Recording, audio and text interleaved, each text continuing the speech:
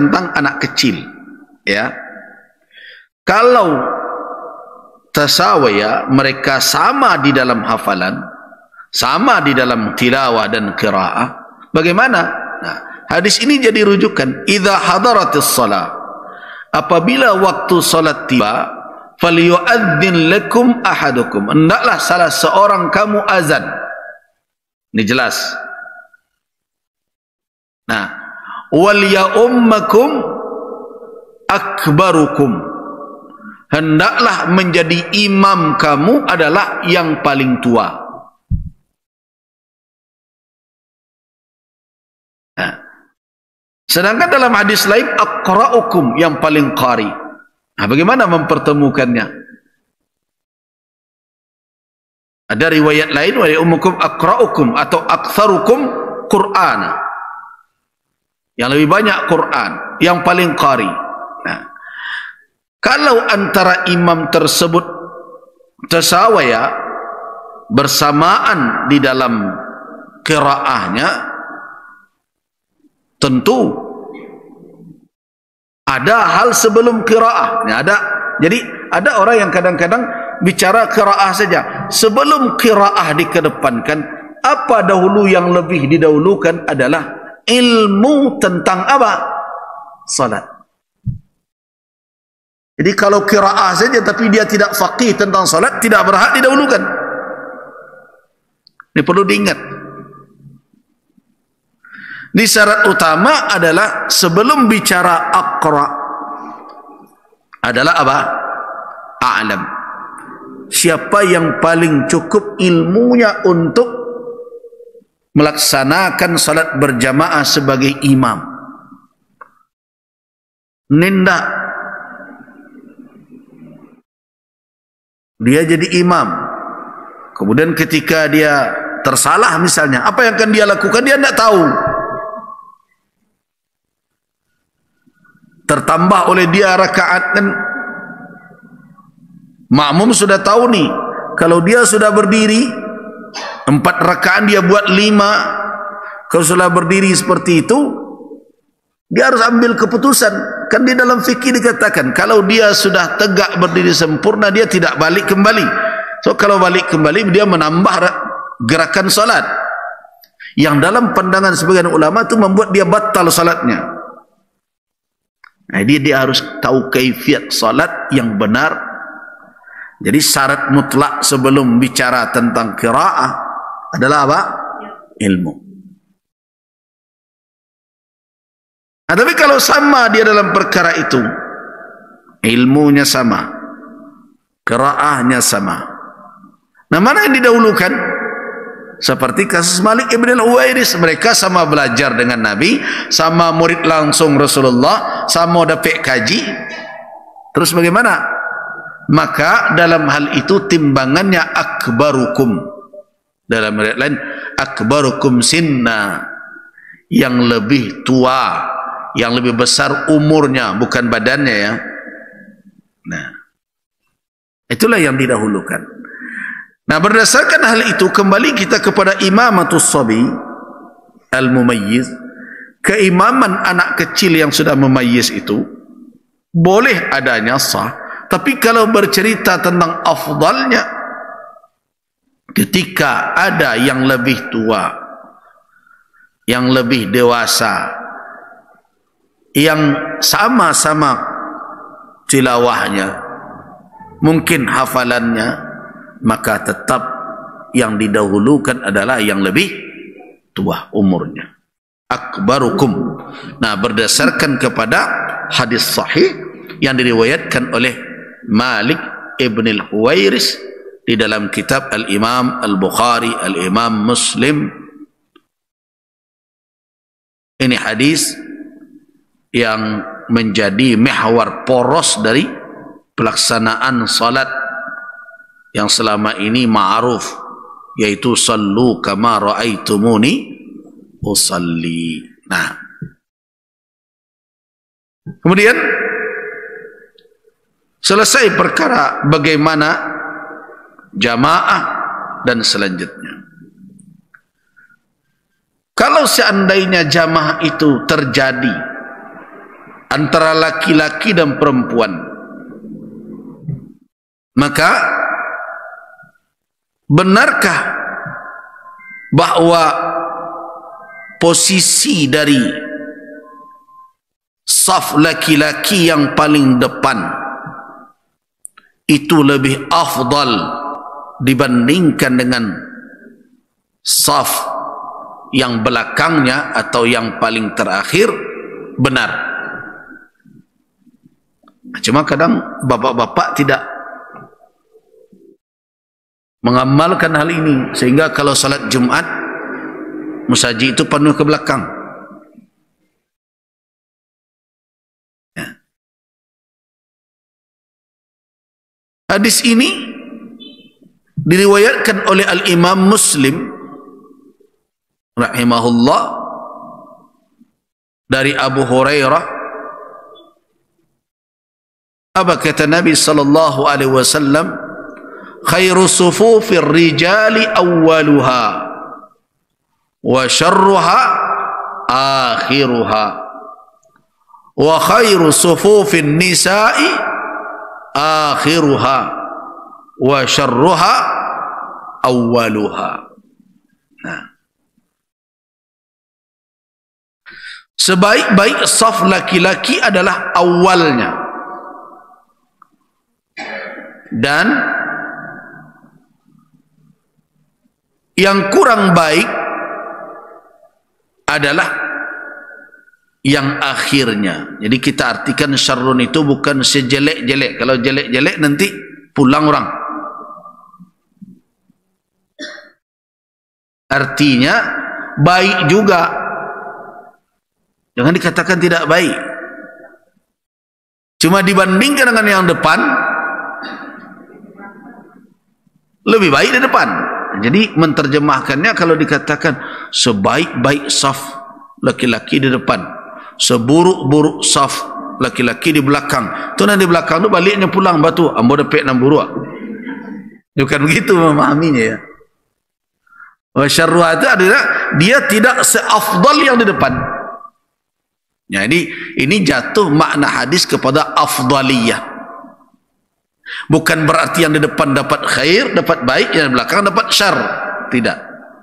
Ya, perlu kita ingat betul. Nah, sebenarnya di dalam hadis itu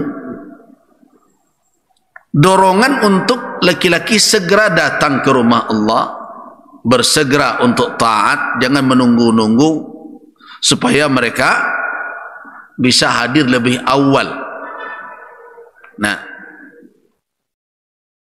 sedangkan untuk wanita sebenarnya dorongan untuk berhijab. Artinya apa?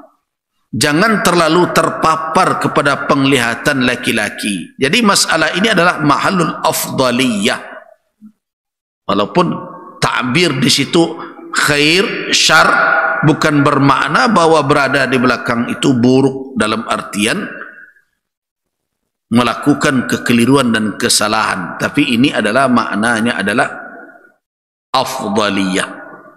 Nah, maka ada di antara ulama yang memahami hadis ini karena ada sabab. Nah, sababnya adalah karena ada laki-laki yang salat di belakang, tapi kemudian dia mengintip-intip di balik celah ketiaknya perempuan yang ada di belakangnya. Nah, dia mengatakan ini karena sabab itulah makanya Nabi SAW menganjurkan laki-laki lebih mengejar saf yang di depan, bukan ke belakang, karena bisa menimbulkan fitnah. Nah ini tentu kalau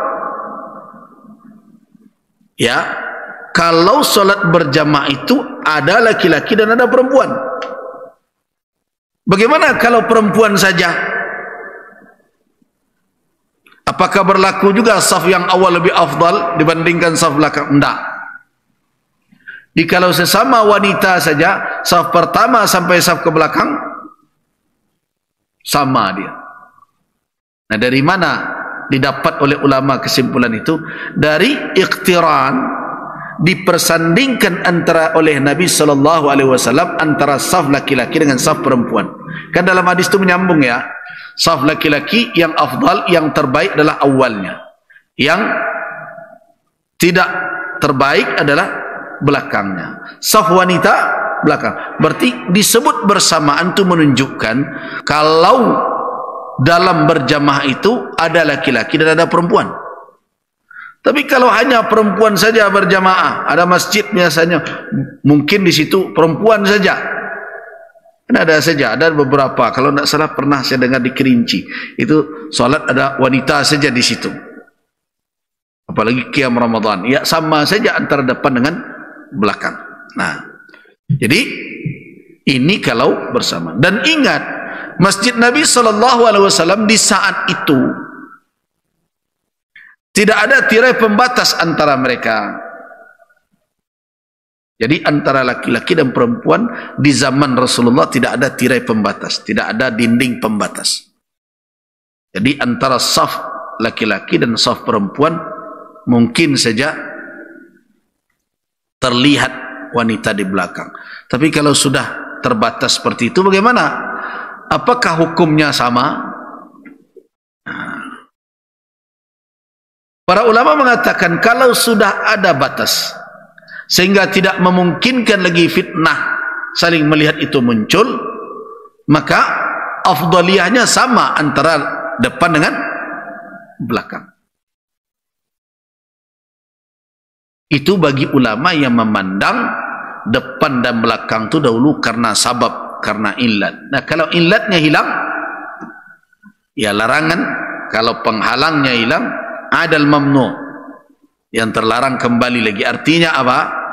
Wanita dahulu disuruh untuk memilih saf yang belakang karena khawatir akan dilihat atau diperhatikan oleh laki-laki sehingga menimbulkan fitnah karena terlalu berdekatan. Tetapi dengan adanya pembatas, maka alasan itu jadi tidak berlaku lagi. Kira-kira begitu. Nah, kembali kita kepada saf tadi. Kalau ada laki-laki dan perempuan, jelas ijma' ulama tidak boleh menjadi imam untuk bersama melainkan dzukurah, laki-laki. Ada teori-teori Islam liberal sekarang merujuk kepada apa? Kepada hak asasi wanita. Wanita laki-laki tidak boleh ada diskriminasi. Nah, mereka gugatlah, kenapa laki-laki saya boleh jadi imam, kami juga harus. Nah, saya juga melihat fenomena sekarang, banyaknya wanita-wanita yang tampil menjadi ustazah. Benar, apakah di kalangan sahabat ada wanita-wanita yang menjadi muallimah, menjadi ustazah, menjadi guru berbagai macam? Iya. Ummul Mukminin Aisyah radhiyallahu anha tempat bertanya para sahabat. Nah, tapi yang jadi persoalan saya adalah adab. Ada yang kadang jamaah laki-laki perempuan, yang perempuan bernyanyi dangdut juga dulu, kadang lagu India pula segala. Nah, dia mau ceramah ini, nah, kadang berjalan ke kiri, berjalan ke kanan, belum lagi tampilan dan sebagainya, sehingga jamaah yang melihat tidak kaji sendiri perhatiannya. Nah, saya khawatir tampilnya dai wanita dengan catatan, saya bukan tidak sependapat wanita bisa menjadi guru, saya setuju, terutama untuk hal-hal yang memang itu laki-laki agak terhambat-hambat kadang menjelaskan. Nah, walaupun tidak ada masalah pula, tidak mesti pula yang menjelaskan tentang fikih kewanitaan itu wanita pula, bisa saja laki-laki. Dahulu kan Nabi menjelaskan semuanya. Nah, tapi sampai pada level tertentu terkadang perlu. Kan ada orang yang bertanya kepada Nabi tentang bagaimana cara membersihkan diri dari haid. Dari kecil Nabi tak jauh ngertinya tu. Akhirnya ditarik tangan di Aisyah, marilah dan ajan kecil Aisyah, Ummul Mukminin. Nah, Jadi kehadiran ustazah atau dai-dai wanita itu sebenarnya adalah tidak ada persoalan secara hukum asal, tetapi yang saya khawatirkan sekarang apa? Kaifiat di dalam dakwah, adab di dalam dakwah. Ada yang kadang melonjak kiri kanan berbagai macam dengan tampilannya dan gayanya, sedangkan jamaahnya laki-laki dan perempuan ya bercampur seperti itu. Kemudian ditambah lagi dengan hal-hal seperti nyanyian dan sebagainya. Wah, ini saya tidak tahu nih dakwah ini akan membangun atau akan merusak di kemudian hari. Naudzubillah. Karena itu saya lebih setuju kalau dai-dai wanita ini hadir di tengah-tengah wanita pula dengan adab yang sesuai. Nah, apalagi dakwah sekarang lebih banyak mengarah kepada entertain. Makanya dakwah yang ketawa-ketawa itu disenangi banyak hari ini. Laku, laris gitu ya. Sehingga dai-dai yang tidak pandai melucu yaitu kurang laku. Makanya saya tidak kemana-mana karena saya tidak pandai melucu, jadi tidak laku. Ini surau sajalah gitu ya. Nah jadi kalau jadi imam, sepakat ulama bahwa kalau yang menjadi makmumnya itu ada laki-laki dan perempuan, la tasihhu imamatul mar'ati 'ala rijal.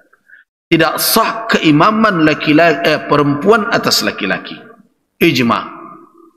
Nah, melanggar ketentuan ijma' hukumnya haram.